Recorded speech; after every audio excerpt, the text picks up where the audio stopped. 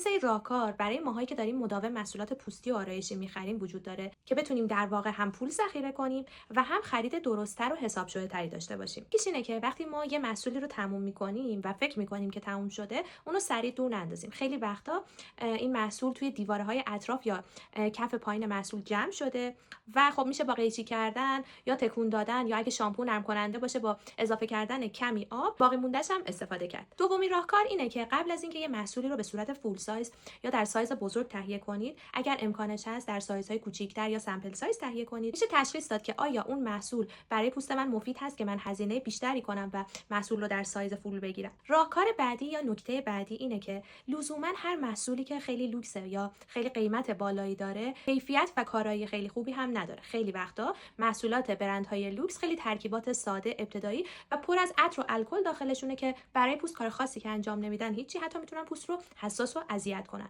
راهکار بعدی اینه که اگر یه محصولی برای پوست صورت ما جواب نداد، مثلا بافتش خوشمون نیومد یا باعث شد که ما پوستمون حساس بشه، جوش بزنه، اونو دور نندازین یا کنار نذارینش. محصول رو میشه برای پوست بقیه بدن استفاده کرد. مثلا اسکراب یا لایه برداری که برای پوست صورت خوب نبوده، میشه به زانوها، به پوست بازو، پوست پا یا حتی کف پا. کار یا نکته بعدی اینه که وقتی که پوست ما یه مشکل حاد داره، مثلا یه نوع خاصی از جوش روی صورت ما وجود داره، پوست ما دچار فرو رفتگی داره میشه، یا حالا قرمزی یا مشکل حادی پوست ما داره، قبل از خرید محصولات پوستی به متخصص پوست مراجعه کنیم. اینجوری هم مشکل درست تشخیص داده میشه و همین که ما برای محصولی که در واقع به کار ما نمیاد هزینه نکردیم.